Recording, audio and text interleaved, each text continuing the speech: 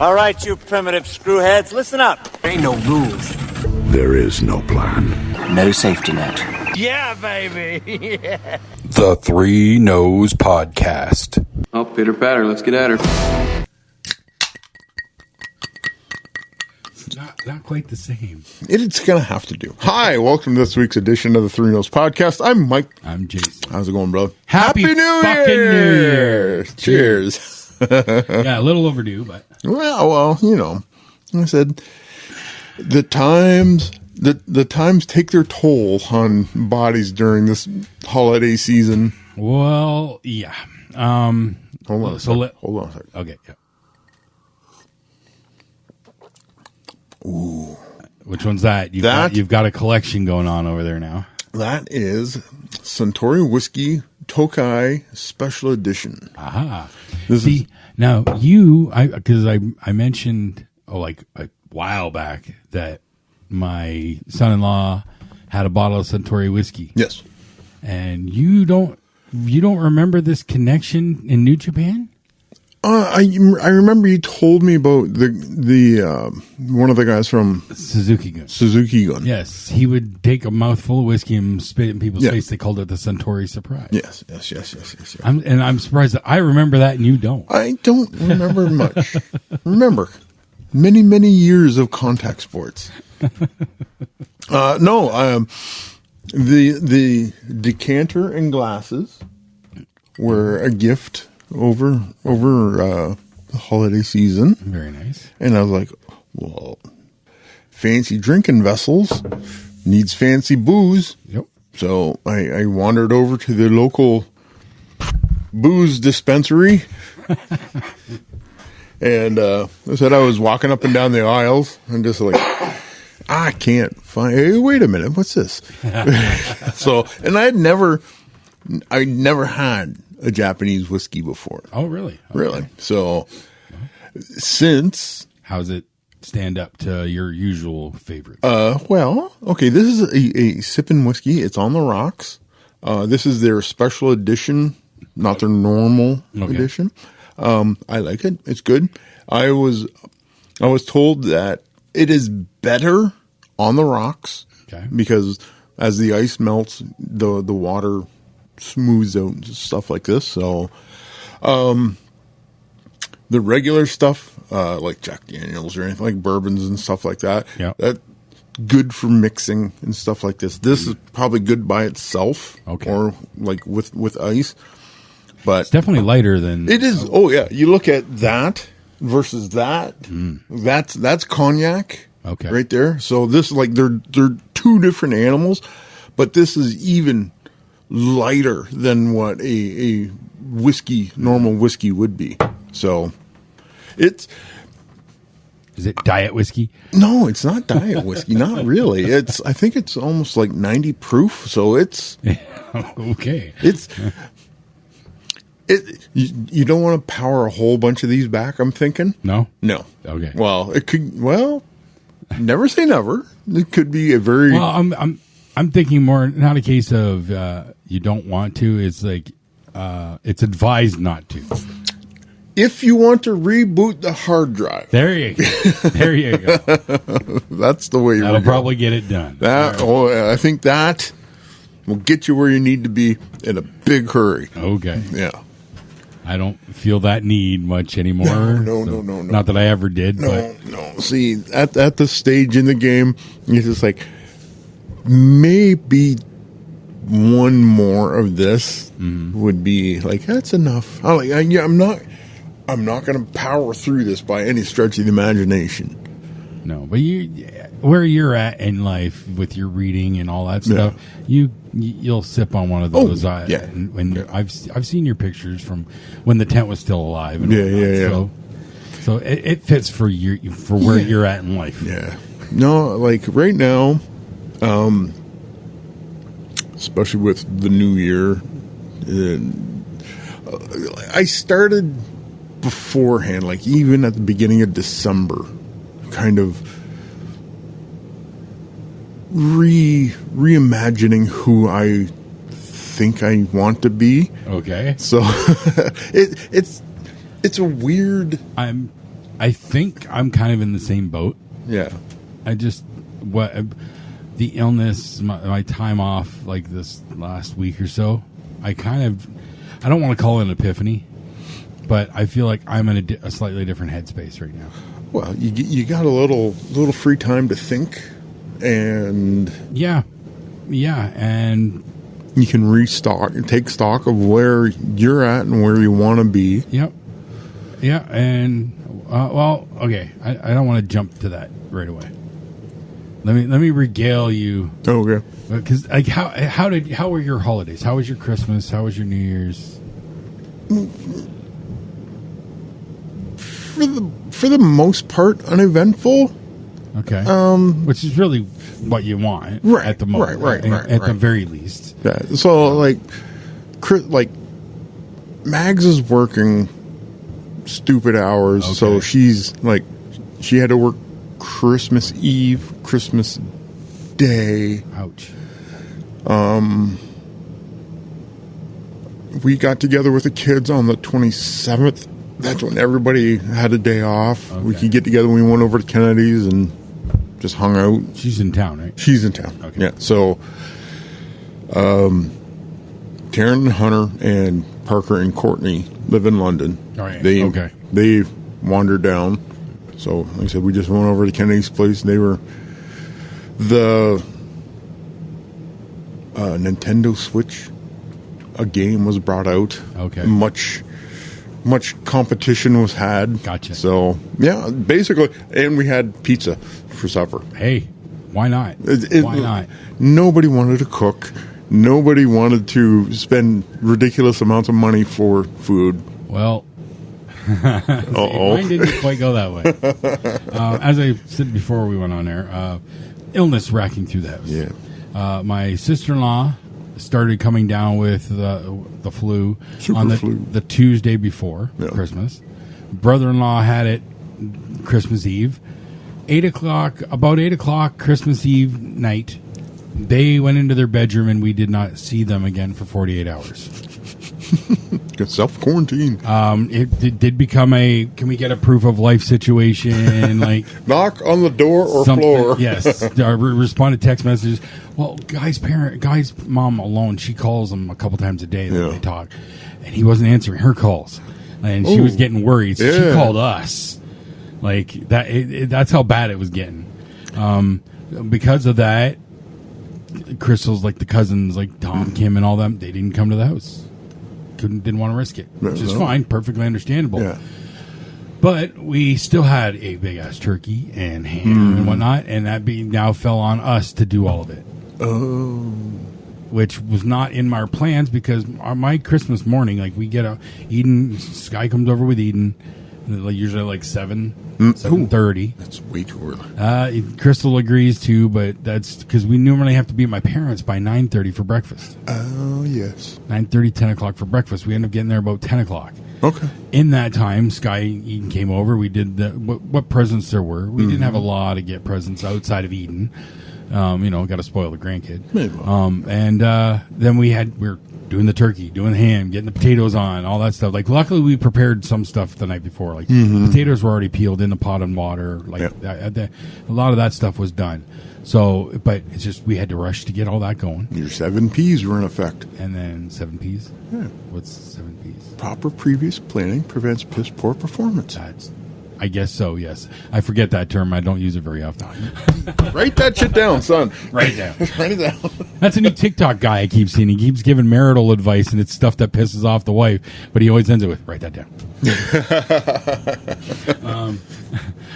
So, yeah, we had to do all that, then went to my parents, had the breakfast, with them for a few hours, and had to rush home to finish getting the dinner ready. End up just being us and our kids, and Angel and her tribe, all Sherry's kids, but that was it. So we had food for twice as many people. Food for days.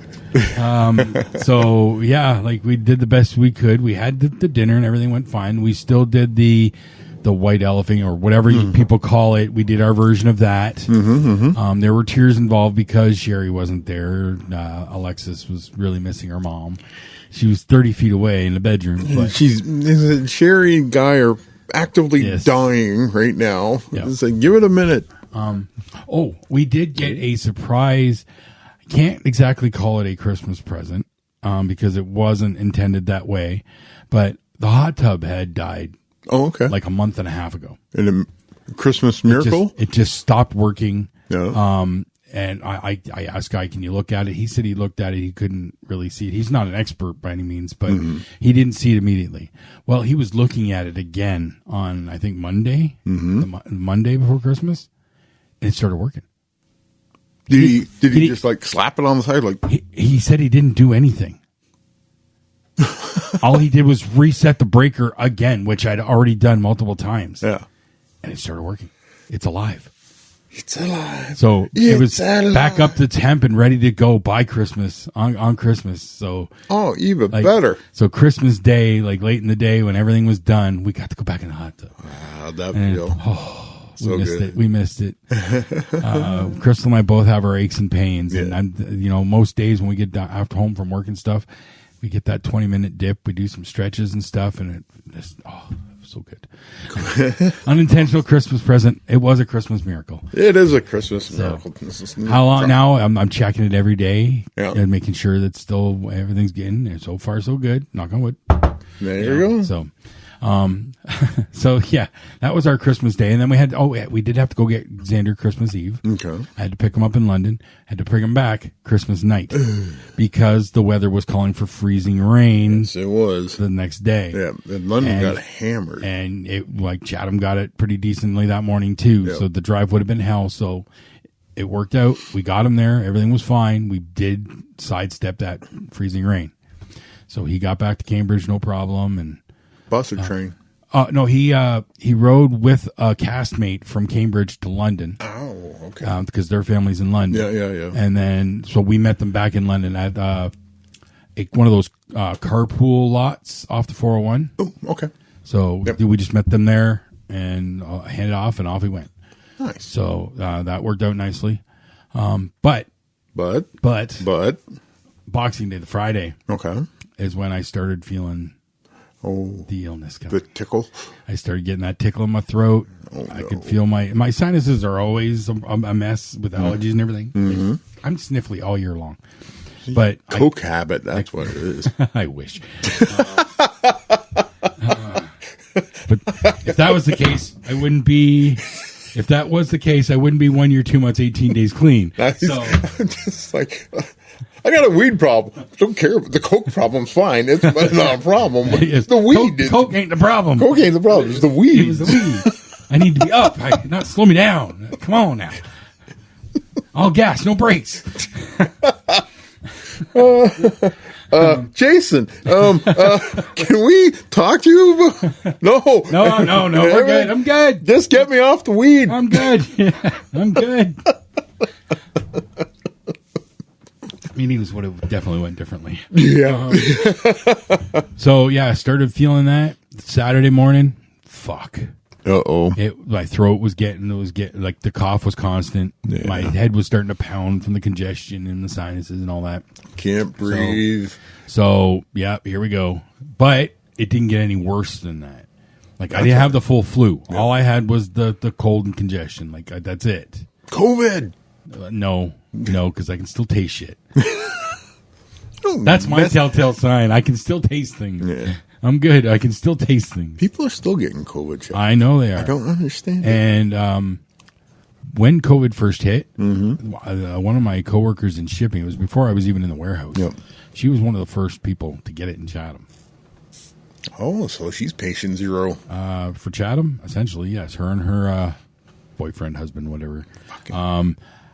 What are the names? Out them. I only know her name is Beth. I don't know. Don't fucking dox people. What's the matter? There was, but she did say that her man still did not have his sense of taste back over 2 years later.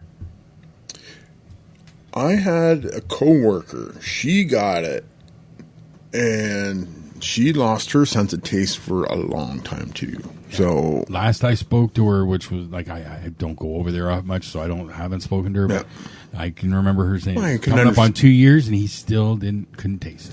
Understand why she's giving everybody COVID, so you want to stay away from her. Oh, and I got shipped to the warehouse. So. Fucking plague shipped to the warehouse. I see what you did there. So yeah, I spent the next. Well, I'm still feeling it. Mm-hmm. Just this is the longest conversation I've had where I haven't been coughing. So that's one of the main reasons why we didn't have a show last week, because I wouldn't have been able to get through the show without. Hi, welcome. So well, that was talking to Mags about last week's show. I said, "Yeah, Jay's sick. I'm not gonna be able to record." And then Tuesday rolled around, and you called it off again because you're still sick. And I said, and I told Max, "Yeah, we're not going to do it again." She goes, "Oh, you guys got a makeup date?" And I went, "This was the makeup date. We're back to square one of regular recording." So shit happened. If New Year's comes up, and we were just going to have our usual traditions over Tina and Brad's, probably maybe a couple other people, and that's it. Just small, low key, hang out, see the ball drop, and then head home. Yeah, didn't do that.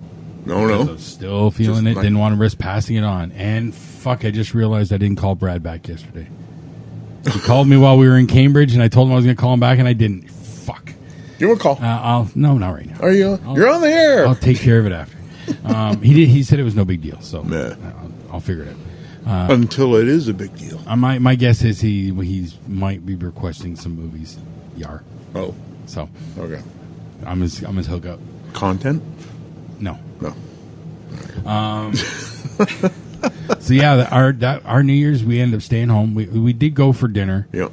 But then we were just at home. Crystal went to bed at 11. I was asleep because I was still sleeping separate from her while I had the enlist. She got it a little bit too, but not nearly as bad as I did. Yep. So I slept in the living room just because she didn't want it. Keep the quarantine kind of in effect. So she went to bed at 11. Now, she doesn't normally fall asleep right away. Yep. I was asleep before midnight. Oh, jeez. Yep. For New Year's, it was just Mags. Mags was working again. I was down here. I said I just watching YouTube. I had a couple drinks, and it was like, oh, it's 12:15. Oh, fuck, you didn't even notice. I didn't even notice. So I was like, Happy New Year. I sent all the kids Happy New Year's, and I think I sent my brother. Well, I think it was like 10 o'clock. I sent my brother a message like, I'm going to wish you a Happy New Year because I really don't think either one of us is going to see midnight tonight. And he said, not a fucking chance. And I'm seeing midnight tonight. Remember back when? Oh, when we had the legs to do it, you know. I remember going to New Year's Eve parties. And like, oh look, the sun's now up. I think I had one or two of those. I was never big into that, but I think we had one or two of those. Yeah, I said it was not too long ago, a couple of years ago, when I was still hanging out with the people out of Melbourne. We would do midnight deadlifts on New Year's Eve. Okay. So basically, we're like, they had a home gym set up, and we just throw the bar on the floor and do a shit ton of deadlifts. Why not? Why not? Why not? Get your pump on for the new year. Exactly. Like deadlifting for Crom and Baby New Year, whatever his name is. Hey, that works. So, no, really, it was just like, oh shit, it's after 12. I said, Happy New Year to whoever was out there, and just very low key, uneventful, but kind of sad in a little way, you know, dude. But that's just life. You're getting old. Yep. And I know. I'm well aware. And I said, hey, you were ill. Yep. And you're trying to be a good boy, right? Yes. Well, you did the right things. Yeah, I know. It's sad. I know Crystal found it a little sad. Not sad like it's an evolution. But it's just accepting this is where we're at in life. You now, could have. Yeah, I know. You could have went out there and act a fool. It's just that little bit of there's just that little bit of missing the youth and all that stuff kind of thing. Well, just a little bit. Okay, maybe just a little bit, but still, at this point in time, it hurts way too much now to go and party like a fucking 20-year-old. So now this plays into what we were getting into earlier, and I said I didn't want to get into the whole change of mindset thing. Yeah. That New Year's Eve decision and just staying home and whatnot. Mm-hmm. That's really when I started really to understand where I'm at in my head right now. And I'm apathetic. That's a terrible place to be. I know it's not ideal, but I'm just apathetic right now about where I'm at. Okay. I'm just gonna ride this. I think call it the winter blues too. That might be a part of it. Well, there's other factors too. Yes. A year ago on this show, I made like certain statements about what I wanted to do when it came to my friends. Yes. And how I didn't want to plan and plot. Yes. I didn't want to have to be the organizer. Yes. Well, how has that played out for 2025? Yeah. It's. I've got the one friend who keeps saying he's trying to put something together, and it doesn't happen. Tom keeps telling me stuff at work, but I just keep my answer to him is, you tell me when and where, and I'm there. Yeah. It ain't happening. So I'm not saying I've given up on that sort of thing. It's just why worry about it? Why bitch about it? If I really want to make the changes, or if I really want to do something, I'm gonna make it happen. I'm gonna do it. Yeah. That's just how it is right now, and I'm fine with that. I need to stop being a grumpy, complaining puss boy all day. All right, grumpy, complaining puss boy. I was kind of struggling with the wording there, but okay, hold on. Yeah, I'm tired of being bitchy. Okay. About shit. I'm just gonna live my life. Not a boy. I'm just gonna live my life right now. If I start turning things around the right direction, so be it. But for me, right now, see, look, all this nonsense, helps. Okay, but that's the mindset that's come over me. Just less than a week now, and I'm fine with it. I'm just gonna go with. I'm just gonna stop being a grumpy, pissy. What was it? Puss boy. Puss boy. Piss boy. Jason. That's a direct quote. Bayshard. There you go. There's your quote of the There's your quote of the day. That's going on a t-shirt. Only available at 3Noes.com. That's right. Ding. Copyright. It's just that's just what's hit me, and you know what? There's nothing wrong with it. Exactly. Like nothing wrong with it. It's like it's not gonna hurt me. It kind of is, though. Well, I don't think so. If it's gonna make me happier for a little while, at least. Okay. I'm sure the mindset will change. I'm sure eventually it'll come back on me. But right now, it's what I need just to not be fucking bitchy all the time. Right now, because of the season that we're in, everybody, you're not supposed to be a high energy fucking go-getter. Right. So ride it out. This is like the winter season, the dark. Well, we're now into the lightning half of the year. That's a plus. The sun, have you noticed it's getting lighter? I haven't really noticed. You should.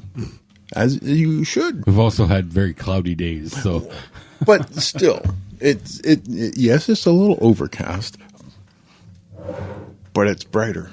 At 5 o'clock a month ago, it's pitch fucking black at 5 p.m., right? Mm-hmm. Not so much now. I haven't really noticed, but I will be taking notice now that you've pointed it out. Just take a fucking notice of your environment every once in a while. Yeah. Stop looking at your goddamn phone. That has actually gotten better. Yeah. I know the notification's still there or whatever, but I have been leaving it down. I have been not having it in my hand as much. Outside of a couple games that I'm still playing, I'm not. The doom scrolling is somewhat less than what it's been. Yeah. So, like I know, and like I know there's shit's going down in the world. Oh, is there ever? The Venezuela stuff, but I'm just it is what it is. It's not going to affect me directly right now until the bombs start dropping. So Well, we got a pretty good. we got a front row seat to shit. We got a front row seat to the shit. We also have the biggest fucking guard dog in the planet. Yeah. So We're gonna be okay. yep.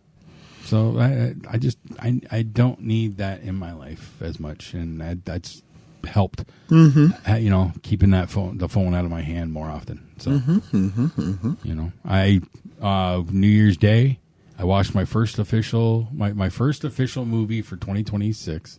Okay. Was a new movie that came out less than a month ago called Honey Don't.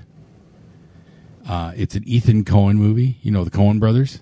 Sure. You're familiar with the Coen brothers? Fargo boys. Yes. Okay. Well, they started doing their own separate things. Okay. So this one's Ethan Coen. He's apparently the lesser successful one of the two, like when it comes to his movies. Oh. But he's got a pattern that I didn't realize. Yeah. I didn't know. So Honey Don't has Margaret Qualley. Okay, from The Substance. Sure. A hot young actress.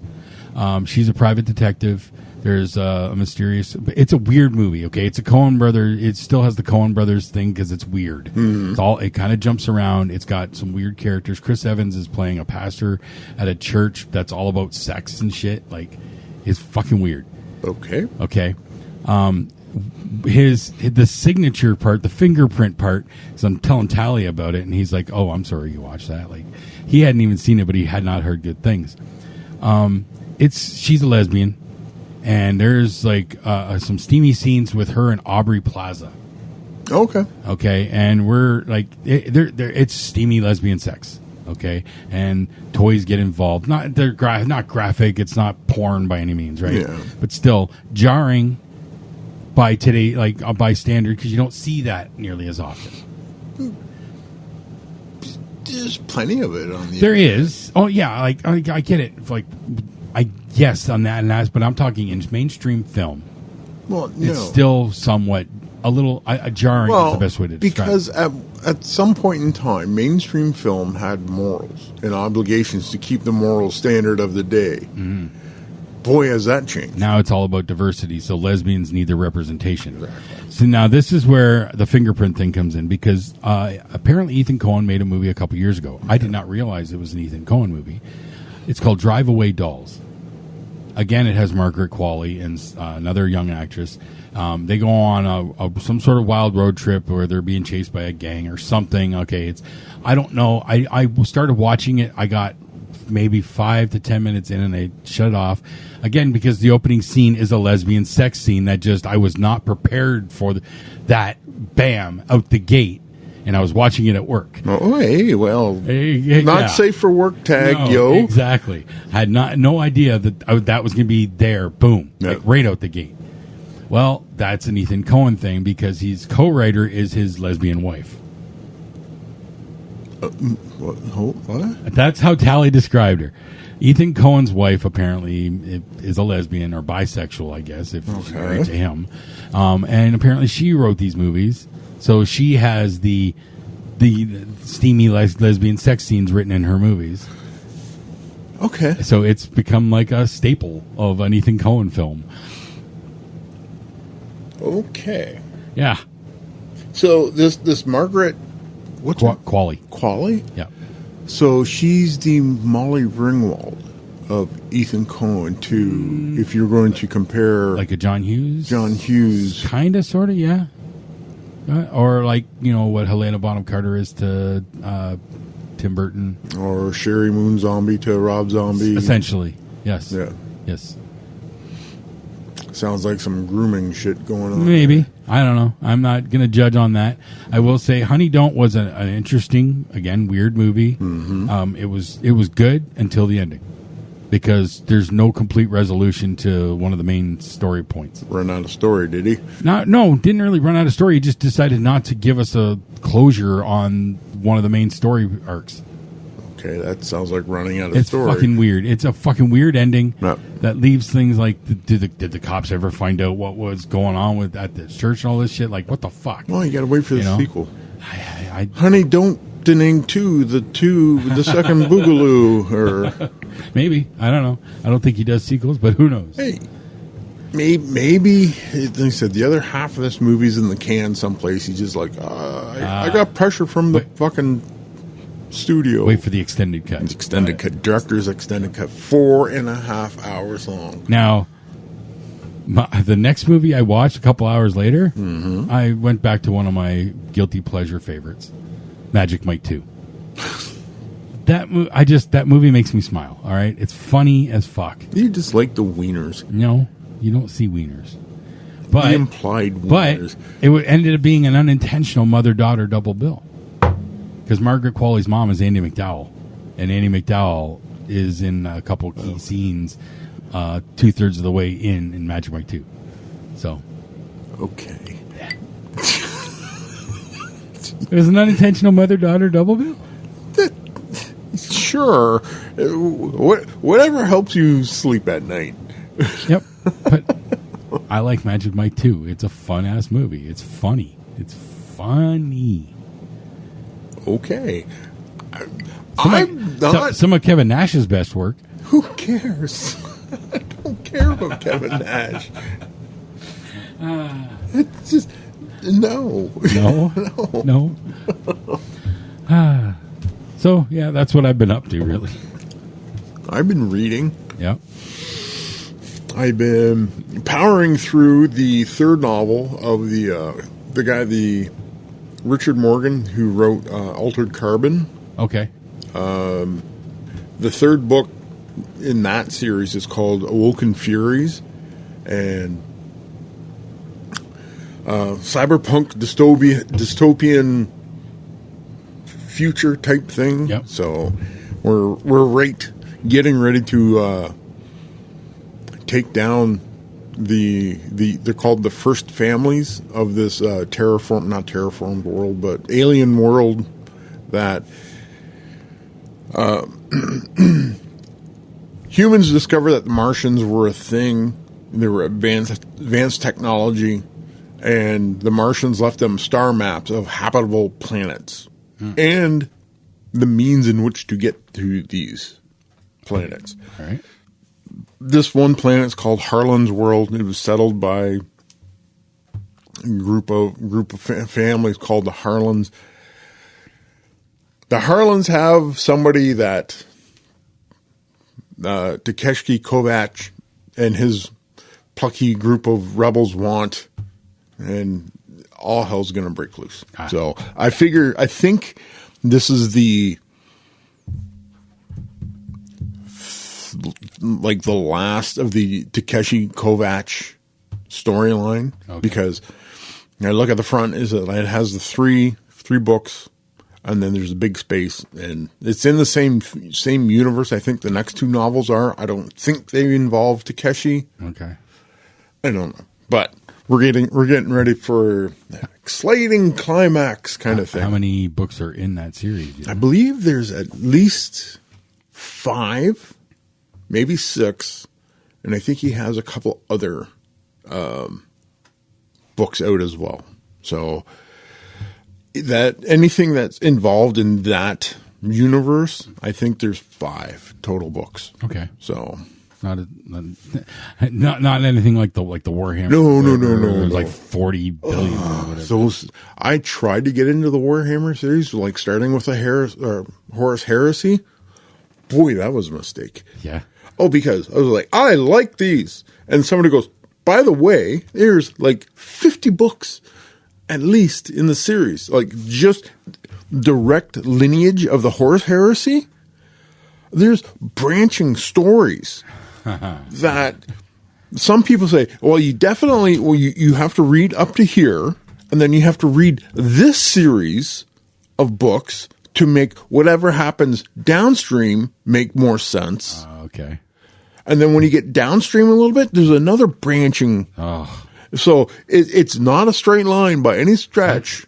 That's like comic book style writing where they have crossovers and big events. So you have to have, you're reading Spider-Man and then they reference something that happened over in the Avengers for 5 issues. And somebody created a wiki for the Warhammer novels. And they're saying, okay, read here to here, skip 10 books. Okay. Read this branching storyline, go back to the 10 books that you missed, read those 10 books. There's another branching storyline that you have to read in the middle of those 10 books. Holy fuck. So I'm going like, this hurts. Yeah. And that's crazy. You need one of those maps with all the pins and shit. I don't even think, like, you would have to take a wall to try and like that meme of Charlie make that Day. happen. Yeah, make that happen. It's just, I'm digging the story. It's scratching steampunk, cyberpunk itches really well. Okay. Fantastic writing. He's an English writer, so some of his the English leaks through every once in a while. Okay. It's like one of the legs. I grabbed her by her arse cheek and went, "Ha! Aha. Out of yourself." Yeah. You're a Brit. I know that term, but I'm really digging the series. Arse and Fanny, that gives them away. Dead giveaway. I don't know what I'm going to read next. So, You'd like to break up the fiction from the self-help nonfiction? Yeah. I'm kind of torn at the moment right now because there's a couple things that are like, always only read nonfiction. And then I watched a couple of videos like, the only thing you should be reading is fiction. And I'm just like, well, somebody help me make up my goddamn mind here. To me, it makes sense health-wise, just mental health-wise, to break up the real from the non-real, So, throw in some fiction in between, just to palate cleanse kind of thing, Well, the problem is with the air quote self-help books. You got to get the right ones. Sometimes there's not quality help coming out of these books. Right. Yes. So you have to, the worst part about it is you have to read the entire book to go like, oh, this was not helpful at all. And, oh no, I've wasted weeks going through a book that has not helped. I feel like that's common with a lot of quote unquote self-help books. Yeah. Most self-help books are kind of bullshit. Yeah. I've fallen down the rabbit hole of, there's a couple, I'm assuming smart people giving like, here's my book list. Like, read these instead of the standard self-help book kind of thing. So like, there was like, that's where my Zibaldone comes into play. So I'm just writing down like the book hoard. Oh my God. The book hoard, if I ever bought all of these books, is not good. I don't have enough room. See, at this point, when it comes to book wise, if I had the money, had the space, all that stuff, I think I'd just collect role playing books, role playing games. Just collect those series. You know, that's just something that I like. I don't think I would I'd get into collecting too many in the way of like fiction books and whatnot because I won't actually read them. Not that I'll read much of the RPG books, but that's a collection thing. That's a Well, like when you get an RPG book, you can create your own universe and stories in there. Even if you don't play the game, even if you don't run the game, when you read how to play the game, you are forming the ideas of that universe in your mind. So you're going to like, okay, reading this Marvel books here. Like, okay, I can see the Avengers fighting Hydra and all these all disparate things happening all over the Marvel universe. You go to the vampire. It's like, okay, I can picture the world of darkness. The world of darkness. They painted a pretty bleak story about the world of darkness. I did read a bunch of those. Yeah, like a lot of the stuff, the story stuff in those books, and that's a really beautiful world that they've created there. Yeah, beautifully dark, if you will. Yeah, horrifying. You don't want to live in the world of darkness because it's a world of darkness. Like it tells you, like, it's not bearing the lead. Bad shit is happening. So one of my favorites of the like books that I've ever read, because I think about it often, and I only read the first. I first discovered it's I don't even know what he calls the series, but it's by an author named John Zakor. Okay, he's not well known at all. The series that I first discovered, one book, I picked it up randomly at the library and read it and loved it, but it ended up being like the 5th book in the series. Oh. So I went to the bookstore up in the mall, and they were able to order in paperback the first 2 books. It's like one book where you flip it over. There's two books. Oh, cool. Okay. So it's the Zachary Nixon Johnson series is what I'll call it. I don't know if he has a name for it. It's a very pulp style world. Okay. Like classic pulp sci-fi comic booky. Zachary Johnson is the last official licensed private investigator on the planet. Oh, cool.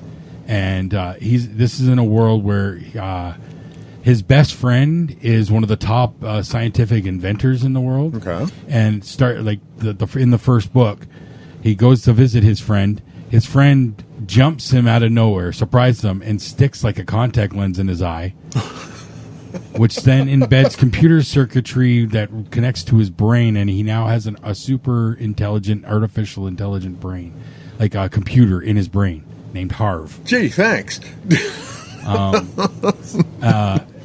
This is a world where some of the most notorious people are the Thompson quads, four genetically engineered sisters. I'm pretty sure I told you about this in the past. This before. Yeah, One of which is like they're all superhero type, like they're all super strong. Drop dead gorgeous. Like every woman described in these books is a bombshell. Yeah. And that's the title of the books, like the blonde bombshell, the plutonium blonde bombshell, or something like that. That's one of the books. The Flaxen Femme Fatale was the 5th book, you know. Nice. Very pulp noir style. But then the world, these twins, one's a super business mogul. Okay. One is an actual superhero. Okay. One is a badass, like biker does what she wants kind of chick, and the 4th one people don't see as much because she's a magical fairy princess in her own dimension. Well, if you could, why wouldn't you? Zach's girlfriend is not only a world class surgeon or doctor of some type, but she's also a former world champion in martial arts. Of course, as you're apt to be. That's the world that this guy has created in these books. Okay. I fucking love it, and why no one has discovered this to try and this would make such an awesome TV show or movie series. Yeah. Because you could, especially recently, seeing the visual style of that first, the Fantastic Four. Yes. How they went with that retro kind of pulp style. You play on that. Fuck, this would be gold. I don't know who owns the rights, but it's never gone anywhere. Yeah, it's a rights issue that if it hasn't been. I'm pretty sure the author's still alive. So I don't know, but I only ever read the first 2 books in that 5th book. I've never gone to try and find the other books, and I can't find them to download anywhere. I have searched. So that was a fun-ass series. Amazon? I haven't looked in quite a while. But I don't read, so I'm not going to actively pursue read a it. fucking book. I know. I have books that I need to read. I've had books in my possession that were Christmas presents from a couple years ago. Still haven't read. Why not? So, because I don't read. Read. It's good for you. I know, but I don't. Why not? It's part of that focus thing. And that's, yep. Do it. Yeah. Just do it. Just do it. Oh, did you see my message about Steph's butt dial? My idea? No. Yeah. I saw that it was a butt dial, and I didn't see your message after. No, I was like, here's an idea. I said, body horror. Your butt grows fingers and purposely dials so you can terrify your friends with your farts. There's potential there. Potential there. There's potential. We'll workshop. Yep. And that's the title, butt dial. Butt dial. With like fingers coming out of your back pocket. Yeah. You can have the rectangle shape of your phone in the back pocket with fingers coming out of there. Yep. Yes. Copyright. Anyways. What do you want to talk about now? Did you don't do resolutions. No. Do you plan things? What do you mean? Like doing more of that? Do more of that? Not exactly, no. I have things that I would like to do, like? but I don't, like that sort of thing. Okay. I have those kind of ideas. But again, my mindset currently, if I do it, I do it. If I don't, I don't. You should probably change your mindset. Maybe, yeah. But I don't want to right now. No, but like in the long run, it's better for Jason. Oh, if you do it now, I'm absolutely sure it is. Yeah. But I don't want to. So look at that, December, baby, done. Yeah, you got a whole. Is that a complete month? Did you start at the beginning of the month? I started on the 3rd of December. Okay. There's a whole bunch of white noise in there for just a lot of that stuff is in the middle. Or at the bottom, that's Christmas. Yeah. And there's your January. So. There's January. Okay, this finish. This is one of the things I wanted. One of the things I saw. Come here. There it is. Okay. It was very interesting to me. That's why I wrote that word down in there. Okay. I was watching a YouTube video, and he's talking about choosing a single word theme, a one word theme. He said for a year. It's too open ended. Okay. So I'm going like a month. Okay. So that's why I chose the word finish. Okay. For the month of January. The whole idea is finish what I start. Okay. What I'm not even just like this. If I'm going to read, finish a chapter at least. If I'm going to work out, finish the workout. If I'm going to clean the house, make sure I get the entire house clean. Okay. Finish. Don't get distracted by something else. He gave a list, like a sample list of words that you can put in, like to as your one word theme. Like there, I wrote it down. I stopped the video, and I wrote them all down. Okay. And I'm looking at this list, and I'm going like, everything about this list makes perfect sense, and it is one of those aha moments. I was like, why didn't I think of this? And it's like there's a whole like a thing on here. Like you look at action, ship. He's talking about ship is finish a thing, ship it off. Like he's an entrepreneur. Okay. Make sure you ship the things that you made. Don't let it pile up. Right. Finish and ship it. Listen, reduce, focus, strength, finish, trust, create, dominate, protect, simplify. Those type of words. So you're taking it as month to month. Yes. Okay. Or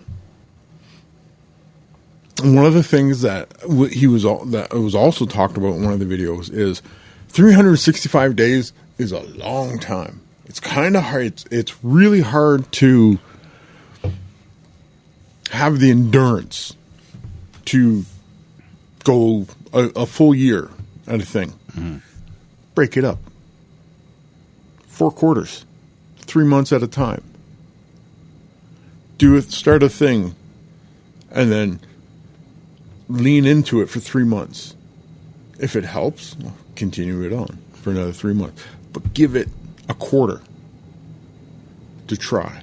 Right? It's like if it doesn't work out, okay, that's when you step back and analyze. Okay, what did not work if for you're me? honestly doing it for that 3 months, that would be giving it a fair shot. Exactly. So that makes sense. Yeah, and that's where this book, The Habit Tracker, comes into play.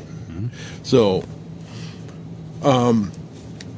looking at my December thing, I didn't even put one of the things from my December list on my January list because I broke that habit. Okay. That was social media upon awakening. I don't do that anymore. I don't. When I wake up, the first thing I do is not grab my phone or my iPad to see what's going on. I get up, go for a walk, read a chapter, make breakfast. I'll do. There's many other things to do before I jump on social media, and then I've even caught myself getting on social media and like, oh, there's nothing new. I've got all the information that I think I need. Okay, I'm going to go back and read my book. I do it particularly like work mornings and stuff. I get up, I go in the bathroom, and I'm on there while I'm on the toilet or whatever. That's part of the morning routine. But I was cutting it back at work the last few days. But when I'm not working,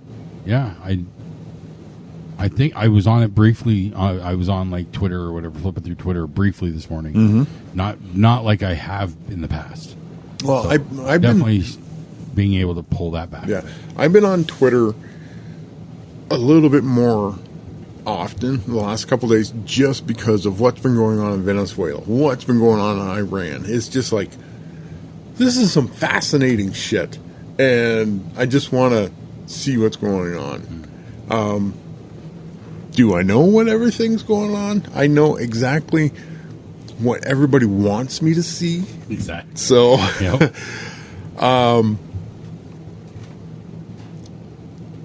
I don't know what is air quote real and not anymore. So that's the sad thing. Yeah. We now live in a world where you can't trust anything you see. And if you know that, that's fine. That's good. And it's not even entirely a case of, okay, what slant of the media are you getting? What perspective are you getting? You can't trust it at all. No. Thanks to all the AI bullshit and the deep fake shit, you can't trust anything. That's why you have to multiple source information. So that's why you look at, again, that's why Mark Carney is looking to ban Twitter in Canada. He wants to control the narrative because he even said like all the major social media platforms are full of misinformation. Yeah, but it's not up to you to throttle Absolutely that. It is. It's no in his mind. In his mind it is. Right. But it's not. You have to trust the people to disseminate for themselves. See, Jason, that's wrong. I know. I know. See, that kind of thinking gets us into the problem of nobody believes climate change anymore. God. Nobody believes COVID anymore. Yeah. So, see, that's the problem. You have to believe what Daddy tells you. Nah. Yes, Nah, you do. nah. You totally do. Nah, I've never believed anything my dad told me. Wow. Your dad's like, After he beat me in the eyeball with a baseball at like 10 years old, I've never trusted my dad with anything. Did he do it on purpose? I think so. Oh. He denies it, but Wow. the look in his eyes, the smirk on his face while I was bawling with my glasses in my hand. Did he throw it or hit it with a ball? Threw it. Threw it? Yes. Yeah, that was on purpose. Yeah, exactly. You think so? He was I don't want to say semi-pro, but was a baseball player. He played local softball for years. He knew what years. He knows how to throw a baseball. Yeah. The fact that it hit me right in the eye, it was on purpose.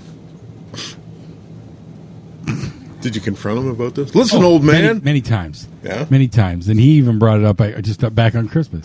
He's like, you're still bitter because I hit you with that baseball. Yes! Yes, exactly. But then he complains because he still blames me for his bad hip because at 14 I was picking him up in an airplane, spinning him on my shoulders and shit. He says he's never been right since. He was never right before. Probably not. No. He just needed an excuse. Exactly. Same like his balding. He still blames that on Chernobyl. Huh? He said his hair started falling out shortly after the Chernobyl incident, so he blames the Russians for his hair falling out. I don't think... I didn't say my father was a smart man, but he has his beliefs. Okay. Ow. I think he once got into a little more detail talking about like Arctic winds taking it up and over the cap and down and something like that. I'm like, I don't think the weather quite works that way, but No. So that's my dad. I still love him. Oh boy. Hey, speaking of dads. Did you watch Landman today? Oh, did I ever. Holy fuck. I'm telling you, sad sack Sam Elliott is fucking crushing that. I fell in the pool. It's just... Get out. He's just so fucking sad. Yeah. Dude, the episode before this one, oh my God, the fucking jump scare of oh yeah, TL not waking up in the truck. I'm just like, oh my God, no. Yeah. I'm starting to like TL here. Don't kill him off already. Don't do this to me, man. Oh, but it fucking is on brand for Taylor Sheridan to do something just like that. It is, absolutely. And that's what made me nervous because they're like, hey, okay, we're starting to really like TL. Time to kill him off. He did have an old cowboy die in his sleep in Yellowstone. So it is on brand. He's got a history. Yeah. So this is when that went down, and I'm just like, no. Yep. But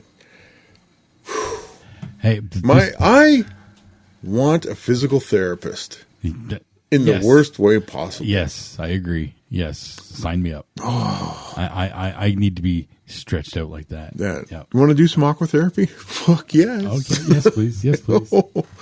I just watched the YouTube video on it. I love her. Yeah. This episode, way better than last week's. Do you know why? No Mariana. Very little Cooper. No Ariana. Perfect. Yep. Perfect. Yep. I saw Cooper on my screen. I was like, God damn it. But no, Cooper was working. Right. And it was like, only that one scene, too. Right. Okay. I was like, this is the perfect amount of Cooper. Yeah. Yep. A minute of screen time. Yep. I don't need any more of that simp. No. Fuck. It's God. That relationship, it's just so fucking one-sided, and it's frustrating to watch. I get the point of it, but I fucking hate it. I don't get the point of it. I Young stupid love, that's the point of it. Okay. Yeah. I don't get the point of it because I've written it right out of my Landman lexicon kind of thing. It's like, I don't care about what these two do. We've got 2 episodes left for the season. Is that what it is? Yes, there's 10 episodes. There were 10 episodes in the first season, and this was episode 8. Yeah. So we've got 2 episodes left. My guess is we're getting the wedding in there. Yeah. That's going to be my guess. Well, when Angela FaceTime Tommy in the bikini, are you going swimming? It's too fucking hot out there. Why are you in a bikini? I need to get some money. I'm going to ask you for money. It's like, that's how you fish with bait properly. And then she asked for 10 grand. She's like, 10, what do you need? And then his logic.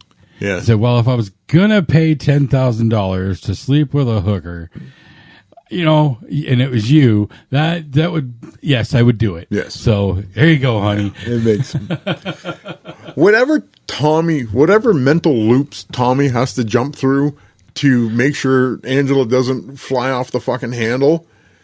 He's got it figured out. Yep. And it works for him and it works for her. Yep. Kind of, sort of. But I like. Then she goes and wins 300 grand at the casino. Almost 400 grand. When she was warming up on the roulette table, I'm just like, how deep is this wallet here? Yep. And Then I remembered, yeah, she got 10 grand. So, yeah, when she wins 90,000, the makeover of the yep. Of the damn, she's hot. Yep. The husband approved. Yes, he did. He most certainly did. So, Can you have them do it again tomorrow? yeah. Yeah, so there's definitely babies being made because of Angela and Ainsley. I'm getting not nearly the same by any means, but remember Ted Lasso, how infectious his positivity was? Yes. Yeah, we're getting that kind of effect with Angela and her sexiness, or I don't know what you wanted, the better term for it, but it's infecting other people. It is, especially the olds, because there's two of the olds have hooked up. Yeah, oh yeah. That's been established already. Yep. The old people have definitely found the sex toy websites. Fucking strapped a margarita machine to To a the- wheelchair to take it on their bus trip. Yep. The friggin' people, the old people were liquored up and were passing out. Oh, No, that's good. no. That's good timing. They'll be well rested when we get there. It was time for their naps anyways. They'll catch their second wind. I'm just like, where the fuck is this casino? Where are they going? Yeah, it's a bit of a drive apparently. Tulsa, Brenda Buck. No, did not. It was not the bread to buck. Come on. How far is Oklahoma from Tennessee? From Texas?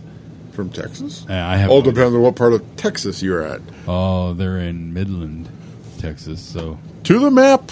yes, Google Midland, Texas to Tulsa, Oklahoma. Yeah. All right. And that'll give us an idea. Roughly. All right. Your map.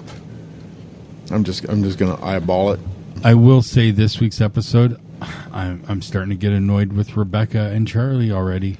Well, they've already broke up that relationship. Well, yeah, we'll see about that. Okay. Dallas, Midland, Texas. All right. Dallas? How about I do this? Midland. Midland, Texas. Oh, shit. To Tulsa, Oklahoma. Okay. I'm just eyeballing stuff here. Yeah. That's a haul. Yeah. Yeah. So it's from there to there. It's that far away on the map. Okay. I'm pointing. Yeah. Yeah. All right. That's a long way. You ain't making that, I don't think, in too short of a time.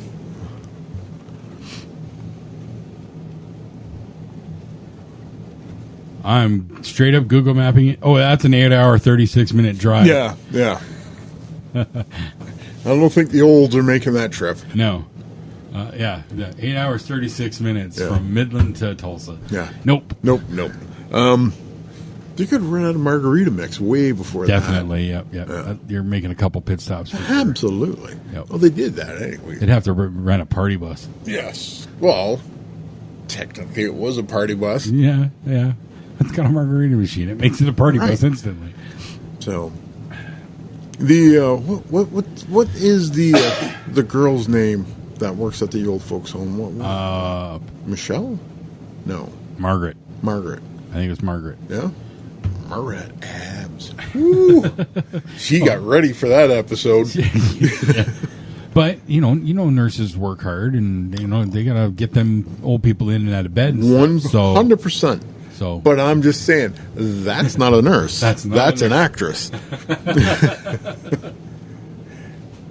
And she goes like, "You're gonna do what? When? Oh shit! Okay, to the gym and no eating and no water. So, look at my abs." I was like, "Yeah, getting prepared." Yes. Fantastic episode. Yes. The show is still firing on all cylinders for me. Cammy being bullheaded. Mm-hmm.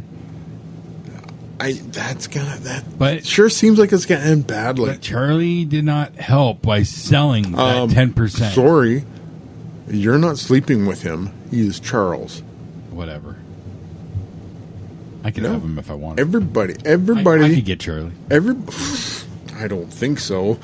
You consider yourself a Rebecca?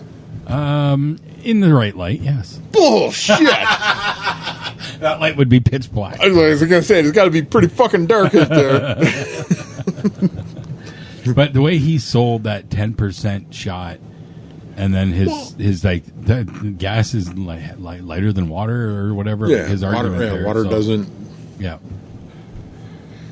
But still, like, it's a great big hunk of water, and you're literally a wellhead is this big. Mm.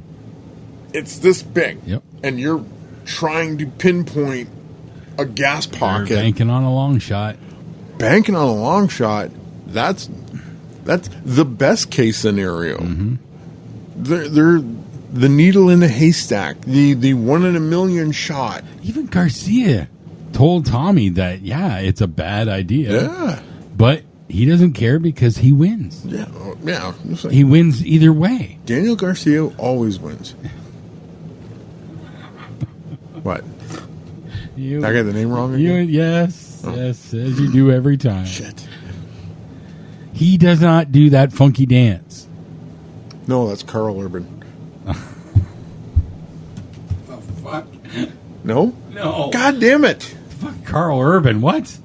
Well, they did an ad for like an on the road thing. It's got like Shelton Benjamin and Carl Urban. Carl Urban? The actor? No, the country and western singer. Oh, God. What? Worse. Oh, God. Did I get that wrong again? You did, God yes. Damn it. Keith Urban is this country singer. No, it isn't. Carl Urban is the guy who played Dredd. I like Dredd. Yes, I know you do. Don't think we're ever going to get that sequel, but I would trade. That is a constant meme. I would trade your children for a sequel. I would trade my children for a sequel. Yes. There's an idea. But there's a constant meme that comes around all the time. I would trade the entire Twilight series for another Dredd movie or, that kind of thing. Yeah. Comes up at least once a month. Maybe one of these days. Yep. Maybe. Hey, what? When it comes to old franchises, Crystal and I did take... We've got one Harry Potter movie left to watch. Oh. Because we started rewatching that series like 2 years ago. We have not watched any of them for well over 6 months. Your consistency. We weren't sure where we even left off. Well, so like they're kind of chronological, aren't they? Yes, but we weren't sure what was the last one we watched. Well, you put one in the DVD player, like, oh yeah, we saw that. But that's exactly what we did. I started watching, I think it was number 6, which I can't remember the name of it. Order of the Phoenix, I think. And we're like, no, we watched that one. So we were into Deathly Hallows Part 1. Yeah, that was a long part of the book. So we watched Deathly Hallows Part 1. Yeah. We only have to watch Part 2 now, which Crystal's already seen because randomly one night years ago, she watched Harry Potter, Deathly Hallows Part 2, then watched Part 1 because they were on back to back in reverse order. Why? Because she's silly. No, but why would it be on? Oh, I think it's the case of like the Sci-Fi Channel. They showed 1, then 2, and then showed 1 again afterwards. Gotcha. Okay. Because they do like a 4-hour or 6-hour loop or whatever. So I think it was something like that. But either case, she has already seen this movie. Oh, yeah. But I haven't. I did. I don't know how it ends. Harry becomes a wizard. I kind of guessed that. Yeah. Although I know he dies. Eventually. He does die. Eventually. We all die. And he hooks up with he ends up hooking up with Ginny. Yeah. And Ron and Hermione finally hook up. And that was so fucking annoying in this movie. And get Deathly Hallows Part 1. Yeah. The fact that they're still bickering, but they obviously have feelings for each other. And it's just so fucking frustrating how obvious it is. I was going to say, so you don't bicker with your wife? It's not like that. They're denying it, but it's so fucking obvious. Yeah. And it's been obvious for 3 movies at this point. Sure, okay. And then Hermione and Harry are it's just showing you your life. Ron's laid up because he got hurt from something and magic. He wakes up. Well, yeah, some sort of magic teleportation, and he got cut or something. I don't know. Half. Almost he almost ripped his arm off or something. He's resting up. He comes out and there's Harry and Hermione walking back. They're not holding hands or anything, but Ron gets fucking jealous. It's like, fuck off, dude. You know by now. Fuck, he was kissing your sister an hour ago. So, okay. People get jealous for even lesser things. I didn't like that part. Fucking write your own Harry Potter. That part was making me angry. I've been getting a lot more angry watching movies and stuff lately.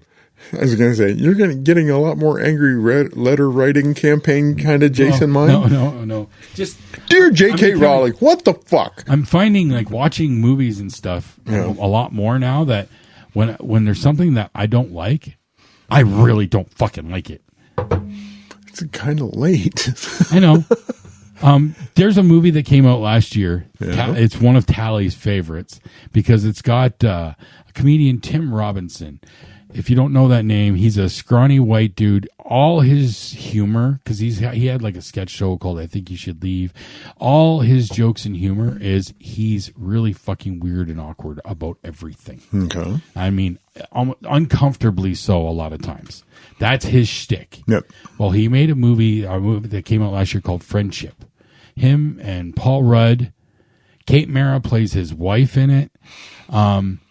Paul Rudd's like a new guy, moves in the neighborhood in this little cul-de-sac, and they become friends. Mm-hmm. And Tim Robinson is him. He's awkward and weird. The movie, it's slow-paced. It's weird. It's got a couple funny moments, but all in all, it's just awkward and weird. But Kate Mara, what'd you know her from? Well, she was Sue Storm in that god-awful Fantastic Four movie. Oh. She was also on House of Cards the first couple seasons with Kevin Spacey, and she's been in a bunch of stuff. Okay. She plays his wife, but she's a bitch to him through this entire movie. Mm-hmm. It's kind of like Sam Elliott's Sad Sack. It's really, she crushes being this fucking bitch in this movie. Okay. I like her as an actress, and she was too damn good because I fucking hated her in this movie. Yeah, that's the whole idea. He takes her like into these underground tunnels, and she gets lost, and she gets like lost for a couple days. Mm-hmm. And that was incredibly fucking stupid because he was only 2 minutes behind her, and he's yelling his fucking head off. There's no way she didn't hear him. Like it was that was kind of stupid. Shacky. But shut up. The movie itself, I did not like it at all. And I messaged Tally right away. I'm like, I finally watched Friendship, so you can shut up about it. I don't like it. I didn't like Tim Robinson. I don't like Tim Robinson. I think Tim Robinson is a no for me from now on. I don't need to see any more of him because he only does the same thing over and over. Mm-hmm. And I like Kate Mara, and I fucking hated her in this movie. Did you watch the entire movie? I did. Why? Because I don't walk away from a challenge like that. Not that kind of challenge. Oh, come now. There's only one movie that I can think of that I shut off because I hated it so bad Serbian film. that I've never gone back to. No. Date movie. You know, the god-awful parody movies that were a big thing, you know, the teen movie. Date movie. It was supposed to be making fun of the teen rom-com stuff. Sure. I think we got about 10 minutes in, and I shut it off, and I've never gone back. It's the only movie I've ever done that. You should probably do that more often. Yeah, but save yourself some fucking aggravation that you don't need. On this show, I do a podcast about movies, and, you know, I kind of have to power through them sometimes. No, you don't. I didn't. For the tail end of my career there, I never watched a single movie. I'm aware. I was quite content with how that ended up. It's that, you know, how I suffer for my art is I watch some shitty movies sometimes. I mean, I did survive the Human Centipede trilogy. And Serbian film. And a Serbian film. I can say I've watched them. Yeah. Or a Serbian film, except for that 30 seconds, right? And that's the joke, right? Yeah, but there's so many different versions of the Serbian film. Yeah. Well, I watched it. Yeah. Okay. I would love to finally get like the air quote complete version. Whatever the ultimate version is. The ultimate version. I think there was a website somewhere that sold an ultimate version of the Serbian film. Would not surprise me. And I'm just like, what am I missing here? Yeah. And like I said, I went down that rabbit hole, and it's just like, this scene is extended by like a minute. I'm just like, oh no. Yeah, no. Not if it's that scene. No. Well, no, they listed a bunch of scenes. Okay. And they're just like, oh, it just gets worse as you go on. No. And worse and worse and worse. Nope. No, thank you. Nope. Hard pass. Yeah. So, to palate cleanse from that kind of thing. Yep. The rabbit hole that I've been falling down on YouTube the most right now, I am fucking obsessed with a guy named Tom Horn. He is the drum tech for Falling in Reverse. Oh, damn. Okay. So basically, all he's doing, he's wearing a GoPro, and he has a 360 cam on a stick, and it follows him around as Falling in Reverse is going to all these different tours and venues, and it's him setting up the drums for the Luke. I know his name is Luke because it's constantly Luke likes his drums like this. Luke likes it like this, and like that. So I know the first name of the drummer for Falling in Reverse. His name is Luke. Oh, yep. Okay. That's all I know. I know the lead singer's name. So Ronnie. Oh, yeah. Okay. I know two names. Ronnie Radke. He's a questionable. He's got some dubious shit in his past, and he was. I don't know if he still is, but he was dating Soraya. That's why she's zombified as her entrance at AEW. Sure. That was her boyfriend's song. Sure. But this guy is just like, he's a great drummer because he has to be a drummer to set up the drums to make them sound like really good drums for a rock band that's fucking famous. And this dude looks like the biggest nerd. He's just like, you couldn't pick him. He was the most nondescript human being that you could think of. The only thing about him, his left leg is completely tattooed. Okay. Just his left leg. Just his left leg. Yeah. Okay. I don't know Does why. that mean he walks in circles because he's got more ink on that side? So I would assume he leans that one way because the one leg is higher. But yeah, he's like, I was going to show you guys me changing the heads of the drums, but we changed them last show, and I didn't record last show, so there's like no need to change the drums. Why are you teasing me so? But it's just, he does the exact same thing every show, and you're addicted to it. I'm addicted to this because this is like, I can't not watch this dude put these drums together. And then he, at one point in time, he was like, "Okay, we're doing line check for the sound, for the mix and stuff like this." It does the exact same thing all over and over and over. Then they do a crew jam. So you have your drum tech, your guitar tech, and your bass tech all on the stage at the same time, making sure everything fucking works. And they play, he goes, yeah, here we're playing Zombified for the 9 millionth and 867,000th time. And every video, it's them playing the exact same song while the mic tech is yelling out the exact same things at the exact same time as these guys are doing the exact same song. That's a performer's life right there. I don't want to. It makes no logical sense to watch this more than once, because the second time I watched it, I went, oh, he did the exact same thing. Fine. I'm going through his fucking catalog, and it's all the fucking same. Well, there's worse things you could be watching. Oh, there is worse. On that note, just scrolling through my YouTube feed, Gentleman pops up. Okay. I went, oh, hey, okay. I click on it just to listen to it. Like, cool. I scroll down. 1.7 billion views of that song. I'm just like, what? What? That's called the global phenomenon. Oh, my gosh. Yep. That's not even a hit. No, Gangnam Style is his hit. Big hit, yeah. I don't know how many billions of views that is. Yeah. It broke the counter. But this is like, Yep. why am I watching this nerd tune drums? And he's like, doom, doom, doom, doom. Oh, he gets the drum key, gives it maybe a quarter turn. Oh, too far. Back an eighth of a turn. Boom. There we go. I was like, I can't tell the fucking difference. But that's why he gets paid the big. That's true too. That is why he lives on a tour bus and I sit in my basement and go like, what the fuck? Yep. And you watch him do it. I am watching him. Yep. He's making fat YouTube and Patreon cash while I'm sitting there going like, that didn't sound any different. Nope. Fucking, this is my life now, Jason. Yep. This is my life. Have you been watching Shoresy? No, I don't have Hulu. You have, it's Crave. I don't have Crave. You should have Crave. I don't have because I have a Crave. profile. I'm telling you. I have a profile on my Crave Well, with your name on it. Okay, I've gone on there. I've switched Fire Sticks. So you need to log in again. Probably. Okay. Yeah. I will get you the login. All right. Because you're missing out, dude. Okay. It's fucking phenomenal. I have no doubt.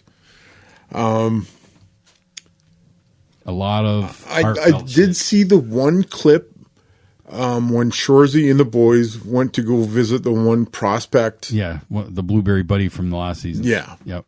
Where Shoresy pulled him aside. I'm not making any buds. Yeah. Be the hardest worker. That kind of thing. So that was like, oh, Yep. You two should kiss, then go in the showers. Just fucking man up. Have you seen the commercials though, where he's talking to Anik and the bro dude chick and he's crying? No. It's like, are you crying?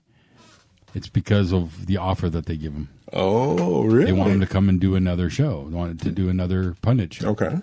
Yeah, and it's when they reveal who he was going to be with. Do you want to know, or do you want to? I want to watch. Okay. No. I want to watch. It's pretty fucking awesome. Okay. Speaking of keeping things secret, have you figured out anything about Nott the Brave? I'm avoiding looking at anything. Okay. I'm avoiding looking. That reminds me. What was I fucking watching, or what did I see? I don't. Fuck. Shit. Something I saw yesterday. I can't remember what it was, but I saw. I think it might be an actress's name in something, and her name was Molly Mock. No way. Not Molly Muck was her last name. Oh, okay. And I'm like, hey, wait a minute. Taliesin, you plagiarist. But yeah, no, I'm avoiding anything in that regards. In that regards, I was talking to Parker he was down for the holidays. Right. And I was asking him if he was watching it. He goes, oh, yeah. And like him and Courtney, they're like, we're current. I said, that's cool.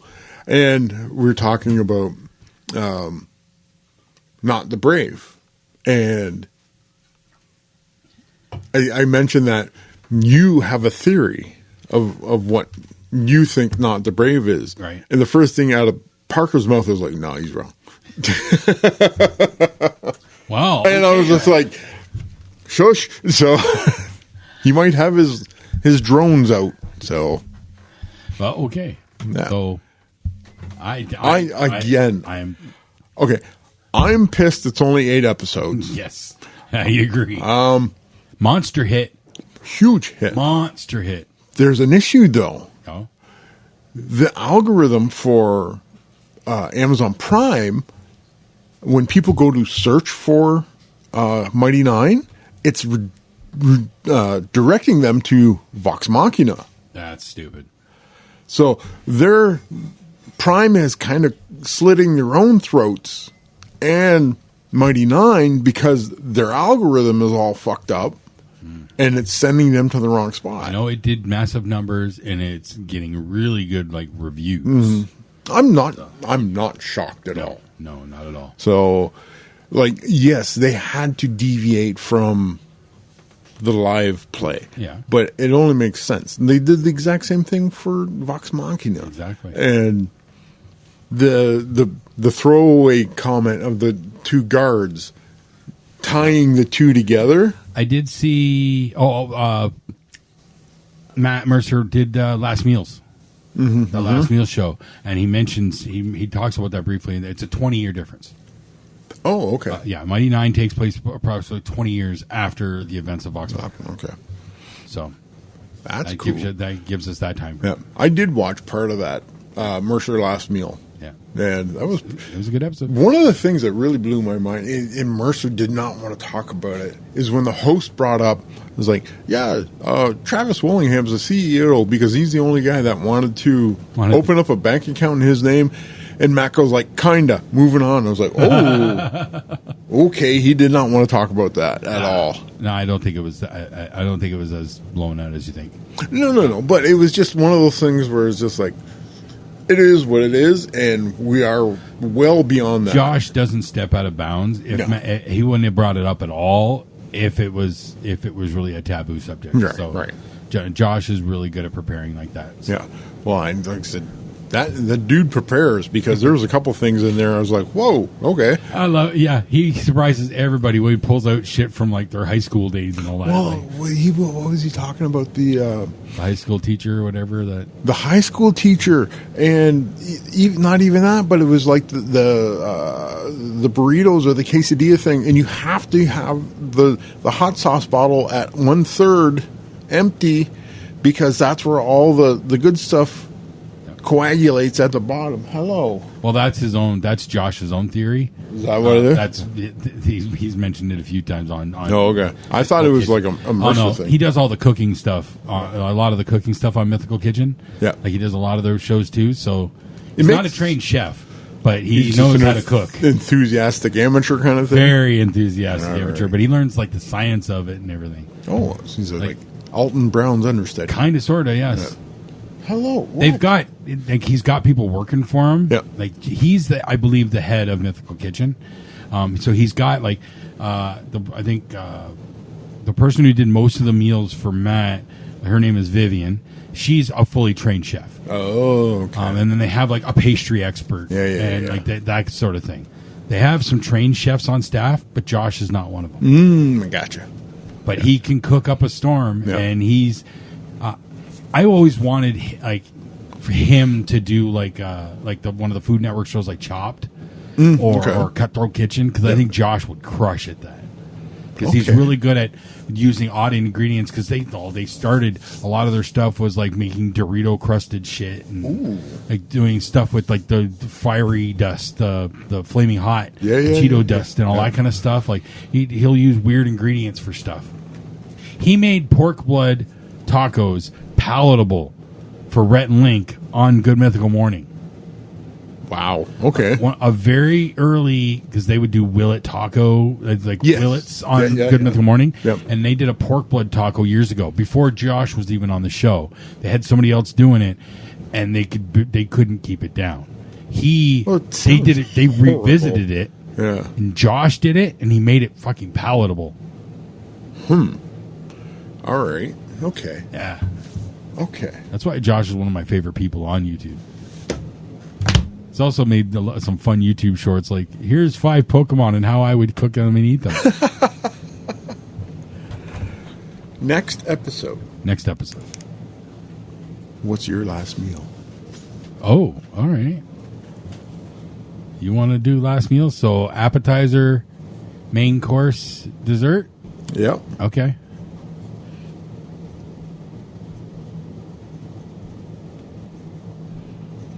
Appetizer? Main? Appetizer, main course with sides, and desserts. Desserts. All right. Sure, let's do it. Let's do it. Give you something to think about. Absolutely. Yeah. Just message me to remind me. Yeah. Okay, I got something else I want to talk about. Okay. I want to talk about your Marvel game. Okay. So you want us to recreate the face rip characters that we recently made? If you can. Or you don't have to. See, I don't know if adjusting mine would work. Okay. So I have a request. Okay. Can I bring back Stature? And we can either start her from scratch or... What rank? She's rank 2. That's... So if you can reset her back to... She's rank 2 right now. Okay. That's good. Like, I'm going to rank cap everybody at 4 anyways. She's rank 2, and she never had any gear or anything. No. Because it's all about her strengthening and growing powers and stuff, right? She's pretty basic in that regards. There's nothing to adjust. Yep. Now, if you want to play it for her fresh, or she's been reassigned, and she's got to come into a new team kind of thing. She can be like a liaison, the first liaison or something. We can do that. I leave that up to you. Yeah. I want to see what everybody else does. Sure. I opened up Demiplane and she's still there, and I saw she's ranked 2, and I'm like, yeah. Speaking of Demiplane, I did send you an invitation to the group. Okay. I think you had to have Demiplane open to accept. Well, I can still get in and see the characters and everything, but I'll check the group that I tried to add you to. I'll check it. Yeah. It depends on what everybody else does. Uh-huh. If they open up their Demiplane and their rank 2, they're there. I know Carter made a new one. His Agent Green. Okay. Was the play testing that we did the other day, he was not a fan because I put him up against the Juggernaut. Oh shit. Yeah. He's like, this isn't fun. I was like, for you. But I want to make that work a little bit better. Sure. If you can, I think it all depends on what the other players do. If they want to play, if they can unearth their tunes from the last time, it won't make that much of a difference. I can make a fresh character if you want me to have if you want to try something different. I gotta revisit again. Yeah, but you got those books, the other books in there as well. There is. I have made shareable the core book, Avengers expansion, Spider-Verse expansion, X-Men expansion. So you should have access to. Once you join, when I made Stature, it was just the main book, yeah. Right? So if there's different power options and whatnot, it might be something to look at. Yeah. So there's the expansions have new powers and stuff like this, and there's errata all over the place. Okay. So I'll look at it. Take a look at it. But I know I enjoyed playing Stature. Yeah. So I was getting into that character. Now that I have I know how to properly do these things, it makes more sense. Okay. The handling the rules of damage reduction, I did it completely wrong. Okay. So when you look at, let me just grab a random character here out of this book. Kang the Conqueror. Okay. Yeah. So where it says damage reduction -2. Yeah. Okay. So if you're punching Kang, Right. you go down here where it says damage to the Marvel die times this. You reduce that 7 to 5.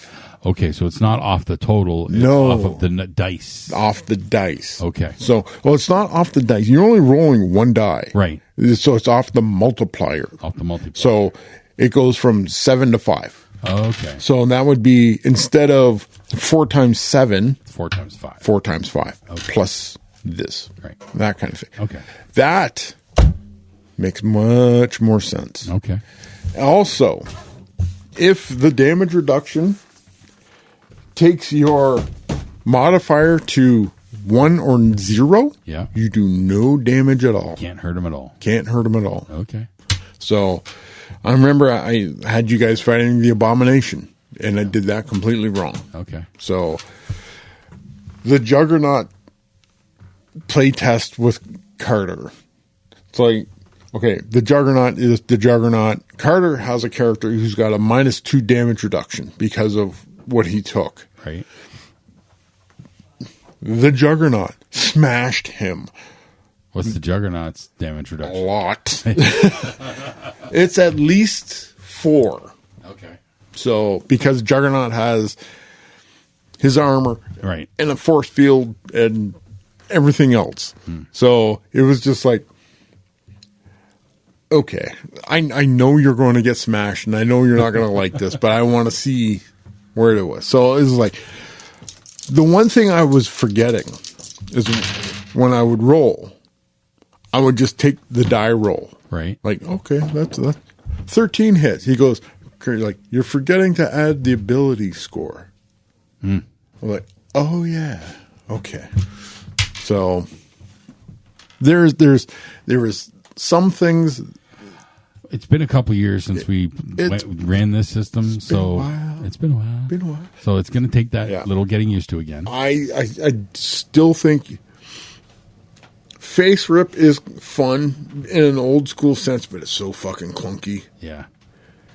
That's why I switched back to this game, because it seems a little more streamlined. Again, once you get to know it a little bit, we get familiar with it again.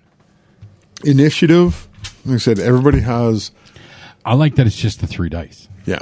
And like I said, you have an initiative modifier too. All depends on what your vigilance is. I got to remember where I put Yeah. it. So it's just like, oh, okay, that's 7-9 plus that. I just got to remember where I put my marble dice. I have them in somewhere. That's all I did. But I have a set that I specifically two and 1 kind of thing. So Fucking fancy boy. I'm a ride or die with the dice, so Yeah. I have them. I'm going to use them. Terrible. So, no, when everybody wants to, I think, like in a week or 2, everything should have settled down by then, so you can get back into the swing of things gaming wise. I'm looking forward to it. Thursday D&D has been out for 2 weeks, so Yeah. we're back this week. So looking forward to that. Yep. Just you know what? To more so just get out of the house, because I have been cooped up. Well, yeah. You know, we did go to Cambridge yesterday to see Xander and Shrek again. So he's got one more week of that show. Still. They got extended for 2 weeks. Wow. So they're into the last week. Every show was sold out. Damn. That's why they got extended 2 weeks. All the shows through December sold out quick. And I was like, we want tickets. So they expanded 2 weeks. The only shows, like when he was talking about it like a week ago, the last couple days next weekend were not sold out yet, so they were starting to offer discount prices. Oh, okay. But just the last like 2 days worth of shows. I think I saw on Xander's Instagram, I think he posted a commercial. And I was like, holy shit, that's like a professional, professional looking commercial for this thing. I was like, damn, they got money behind it. That's Drayton Entertainment. Yeah. They are a known theater company. They've got theaters all through that area. Like they have like 7 different theaters that they work with. Oh, wow. From St. Huron Park up to Penetanguishene. They have one up in Penetanguishene. Damn. Which I didn't even know where that was. It's too far for us to go. It's a long ways up there. So Because there's I can't remember what show it is, but they're doing 2 shows. One's up there, and the other one is at St. Jacobs. So we might try to hit the St. Jacobs show for that one. I've never been to St. Jacobs. We have a few times. I went there a couple times prior for Home Hardware. Do you know what that is? That sounds like a springtime thing. Yes, in general, yes. Yeah. Just for the roads. Yeah. But it's a nice area, though. Sure. I still remember St. Jacobs is where Home Hardware's head office and main warehouse is. Oh, okay. And I went there for a home show. And St. Jacobs, the village itself, it's just that, just a quiet little village. Like you see horse and buggies because it's Mennonite country. Yeah. You know, it's Amish country or whatever. Mm-hmm. And when I first went for the home show, there wasn't even a Tim Hortons there. Ooh. They were looking to bring one in, and there was actually a petition to try and keep it away. But it didn't work. Yeah. And now they're like 6 months, I think it was 6 months later, we come back up for the fall show. There's the Tim Hortons, and the drive-through was extra wide to accommodate horse and buggies. And now everybody's trying to get rid of Tim Hortons. Yeah, pretty much. Yeah. And if you pull into St. Jacobs, and like, where's Home Hardware? You're coming up the main road. Mm-hmm. You can see like shops and whatnot up ahead, and you turn left, and you see houses. And you go over this hump with some railroad tracks. Boom! There's this massive Home Hardware warehouse. Found it. It's like fucking hidden. You come over the hill, and boom! It's there. Surprise, motherfucker! Here's your hammers. But that's a nice area. We went up there, I think last summer. Went through there because it's got a massive farmers market. Mm-hmm. That's what I was thinking of. It's huge. I've heard that. Huge. So we went up. We did a day trip up there once. Yeah. I think it was last year or the year before. And you can see the St. Jacobs Playhouse, which is a massive theater. It's like an old converted barn. No, and it's huge. It's also huge.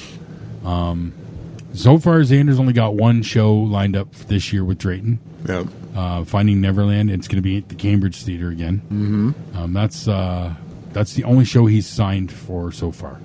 He's going to be auditioning for others, or at least applying. And he's applying to the Grand Theater in London for their spring-summer program. Okay. So I still think he should go get a fucking piano bar Billy Joel singing thing on a fucking cruise ship somewhere. Yeah, I don't think that's quite what he wants at this point. But yeah, he could do it. Yeah. And especially he's got a piano buddy who's like a piano. Right. Piano he can do. Was it the Fabulous Baker Boys? Something like that. The dueling pianos. But then they have to get a fucking Michelle Pfeiffer to crawl all over the pianos. Yep. And that's just a headache waiting to happen. Hold on a sec. On that note, Game over, man. Game over. This has been the Three Noes Podcast. Thank you for listening. You're still here? It's over. Go home. Y'all come back now, dear. if you're going to drool over Michelle Pfeiffer, it's over. Oh.